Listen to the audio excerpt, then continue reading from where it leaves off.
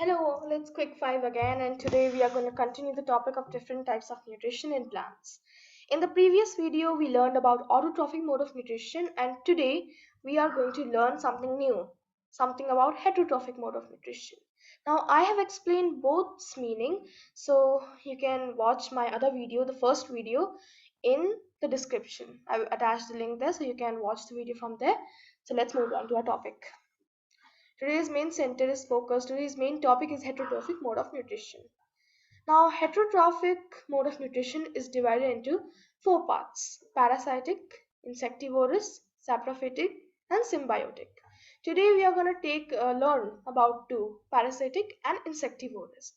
It is a wide topic, so that's why we'll do saprophytic and symbiotic in another video. Let's move on. Parasitic plants. In this mode of nutrition, a plant lives on another living plant and derives its nutrition from the host. So this is basically like a plant crawls like a creeper, it crawls on another plant and it uses its special roots or any other methods to inject itself into the xylem and phloem of the host. Now what is a host? The plant from which the parasite derives its nutrition is called the host. That means the place from where the plant parasite gets its nutrition is called the host. It's basically a host of a parasitic plant is often another huge plant or big plant. It isn't a shrub or creeper, but it is mostly a tree, a big tree. So now the question must be, what is phloem and xylem? Now xylem is a tube or a vein which runs in the plant. Xylem carries water across the plant and phloem carries the food or distributes the food to all parts of the plant. So there are two types of parasites. First one is partial. They prepare their own food and depend on other plants for water and minerals. Example, mistletoe, it's a parasite, and another total parasite. They don't prepare their own food but depend on their host for the food. Example, Rafflesia cuscuta. So prepare their own food here in both the places. It means to say they don't do photosynthesis. So in partial one, they do photosynthesis and depend on other plant for water and minerals. That means they don't absorb water and minerals from their roots through the soil, from the soil through their roots. But what they do, they insert their roots in the host, and from there they take the water and minerals, and then they make their own food. These type of plants, partial parasites, often have chlorophyll and the ability to perform photosynthesis. So total parasite, as I said, they don't do photosynthesis. So what they do is basically they extract the prepared food from their host. Cooked food, photosynthesized food from the host. In most of the cases, total parasites host die because they don't get enough nutrition and food. So, but mostly total parasites host die. Partial parasites host, they have a chance to live because they can get more water and minerals. But total parasite, they take the final output away. So partial parasites host have a longer time to live, but total parasites host die quickly. So quick tip: Rafflesia is a parasite found in Malaysia and has the biggest and heaviest flower in the world. So this is Rafflesia.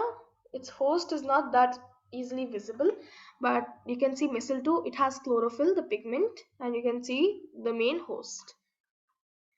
So let's move on to the next topic, which is insectivorous plants. These plants feed on insects by trapping them. By the name, we can see insectivorous, means obtaining the nutrition from insects. So these plants feed on insects by trapping and digesting them. That depends on the method. Pitcher plant has a different method to capture insects. Venus flytrap has a different, sundew has a different, and bladderwort has a different. So they are found in environment where nitrogen is not readily available.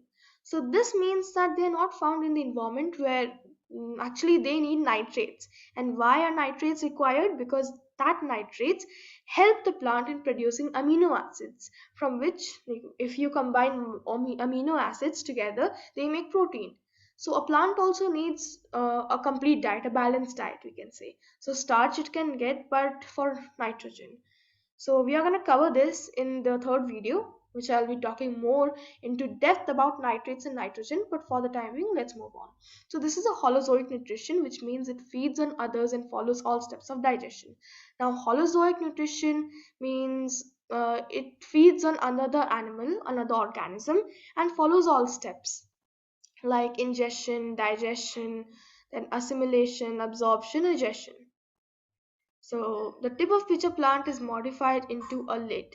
The rest of the leaf forms a bag and it has organs which releases enzymes to digest the insect. The lid is covered with nectar, so when the insects sit on the slippery rim, they fall in. So this is the pitcher plant. You can see the main leaf is modified to form a bag-like structure, and here are the organs which excrete the enzymes to digest the insects. So this is the tip of the leaf which covers the bag. They also prevent rainwater from entering the lid.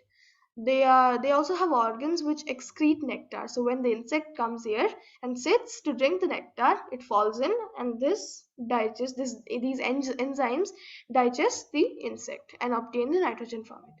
So this is the stem. You can see this is the stem of the pitcher plant. Now this is a Venus flytrap, a photo of Venus flytrap. You can see it has small thread-like structures. They are basically the nerves of it.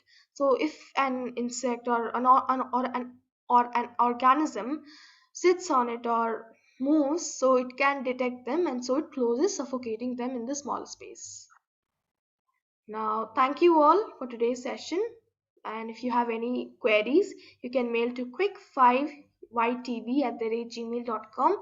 Don't forget to like, share, subscribe, and press the bell icon to be updated with our videos. And yeah, I'm gonna continue the rest two types of or heterotrophic plants, symbiotic and saprophytic, in the next video. Thank you all.